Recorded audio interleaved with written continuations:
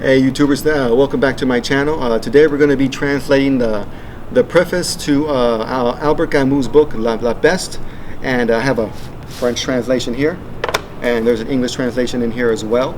But the quote is by Daniel Defoe. It was first originally written in English, so we're going to read it in English first, and then we're going to go over the French translation, or how they decided to translate it for the book in French.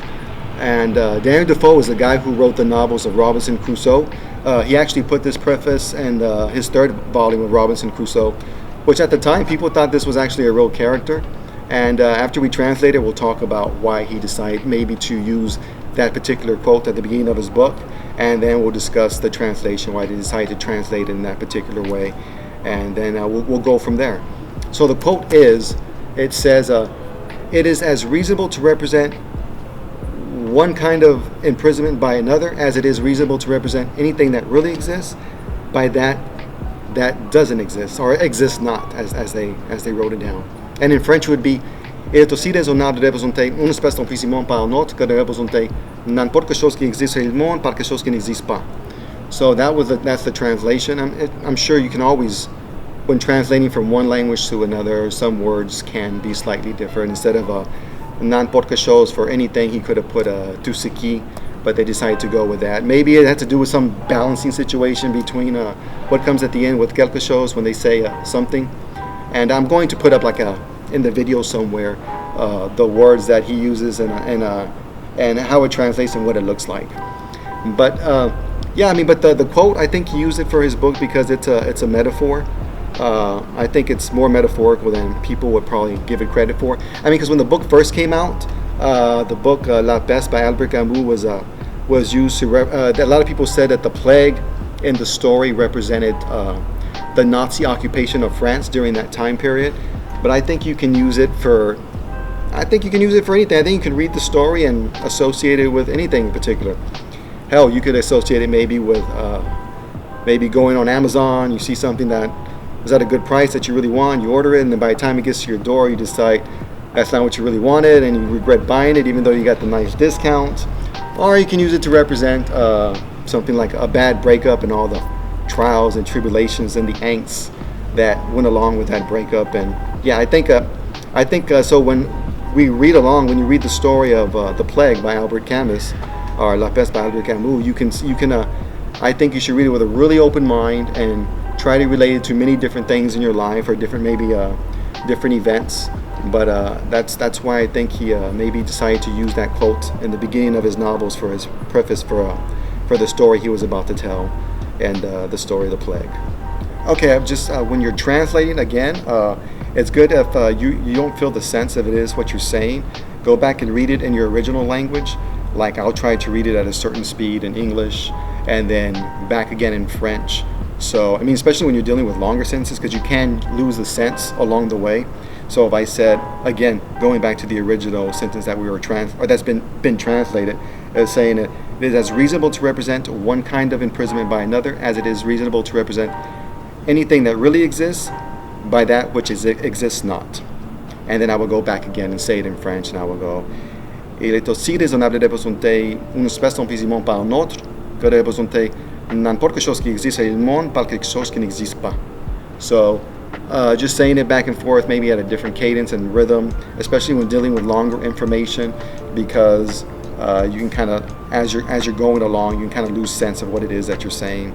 So that's another little good tidbit of information to use when working on your translations and acquiring the language as if it's your own. Yeah, I also just wanted to say, like, when we're translating something, I mean, Google Translate and Deep Translate, it's really good to use those because you get a good sense of how the language works.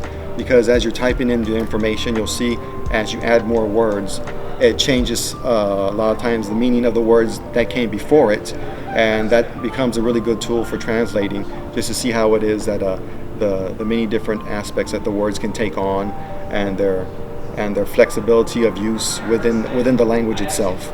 All right, I just want to give like a little bit of information, like when we're translating from when we're trying to read the French. At first, you probably shouldn't even have to really say it out loud, just follow along. But after a while, you want to practice saying the things that you read and try to say them in a way so it sounds completely natural. and say it in a way to where it makes sense to you that that's exactly what it is you're saying. So when I say, ito si rezonado representé, une personne précisément par un autre, que representé n'importe quelque chose qui existe vraiment, par quelque chose qui n'existe pas, I sometimes have to say it in a certain rhythm to, even for myself, because it's kind of a longer sentence, to get the meaning and the sense of what I'm saying. I mean, we can take an example of, let's look at English. Like we have that saying, hey, long time no see. I mean, if you think about it, that's kind of like really bad English grammatically, but we say it so much it sounds like it's completely acceptable. I mean, like think of someone who doesn't speak English very well and they want to say something like, "Hey, it's been a long time since I've seen you." Like that could be kind of grammatically complex for some people. So, but if you think about when they first said the statement like, "Long time no see," that's probably what it first sounded like when they said that. But then if after a while, and I'm sure the people who said it at the time, they were probably made fun of for not speaking very good English, and now we say it, "Hey, long time no see." Now it sounds completely acceptable, and it seems like we've been saying it that way the whole time, and that's been part of the English language, which it hasn't. So when you practice reading the new language that you are learning, and you want to practice saying it, it's good to say it to yourself in a way it sounds completely natural to you, and it feels that that's exactly what you're saying. And I think that would be really important in your language acquisition of the particular language that you're learning, and that's what I'm going to try to take on in my video discussions, and translating one text from another, and in getting people. And I probably won't go into so much detail as I did with this one particular sentence, but and I'm hopefully by the end of the book that I'll just be reading in the language and you'll pretty much know what I'm saying. And that's my plan for my series of videos on acquiring the language of French as if it's been your own the whole time. Thank you. You recording? Oh yeah, record this. I'll be here real quick and then. Yeah. Oh yeah, I want to like add something extra to my video. Like I just wanted to say that you know more French than you think you know. Like I mean, like the title of the book is called "A Peste," which means like in French that means the plague, but we got the word pest in English as well. And like in Spanish, we also got like the word pesta, which means stink. Yeah, and you can imagine like having like if there's a plague, a bunch of dead people, like there's going to be some stink. Well, anyway, to give you an example, like how you know more French than you know, and how you can build upon it. Let's think about like let's take everyone's heard that phrase. Voulez-vous coucher avec moi ce soir? From that song, Voulez-vous coucher? You know what I'm talking about, by LaBelle. And yeah, so that means would you sleep with me tonight? I mean, that's kind of formal. I don't know why they said it that way. Maybe they just did it for the song, but they could have said something like "Tu-vous coucher avec moi ce soir?" which is just it's more informal, like "Will you sleep with me tonight?" You can kind of just add, you could exchange some words. You can say "Tu-vous jouer avec moi ce soir?" which means "Will you play with me tonight?" So that's that just shows you how you can just replace some words. You can just build off what you already know.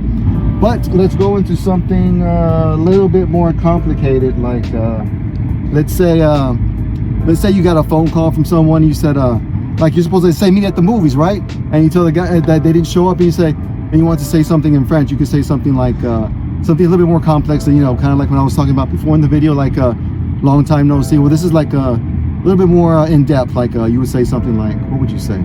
Oh, you could say something like n'avons-nous pas décidé d'aller au cinéma ce soir? Or you can say, hey, I thought we were going to go see a movie tonight. I thought we were going to go to the movies tonight. Or you can say something like, let's say we're into sports, we can say something like, n'avons-nous pas décidé d'aller jouer football ce soir? Or some shit like that. Oh, excuse me. But anyway, or like, let's say even something a little bit more complex with more words in it. Like, let's say you got to go out on a date or something, and then you're going to make a move or not, bro? Okay, like say you're gonna go on a date or some, you would say something like you're supposed to go out to eat, you want to go to a nice dinner, to have a restaurant with your girl, you would say, qu'est-ce qui passe, putain, n'avons-nous pas décidé d'aller au restaurant ce soir? Like, hey, I thought we were gonna go eat at a restaurant tonight, something like that. So yeah, you can just see how you can just keep building upon little stuff So as we do translations, you can, whatever you pick up, just think, be creative with it. You can just build upon it, and then just, use your imagination. You can use it for other stuff. So yeah, I mean, like I said, like 50% of English words come from French, so it should be pretty easy. And yeah, I just wanted to add that real quick in my video, and I hope you enjoy it. All right, ciao. Talk to you later. All right, let's play this one.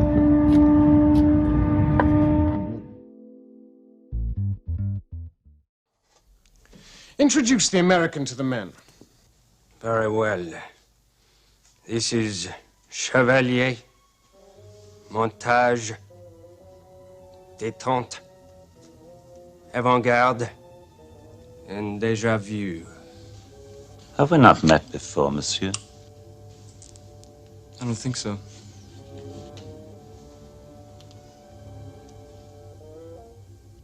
Au revoir. Croissant, soufflé, escargot, et chocolat mousse.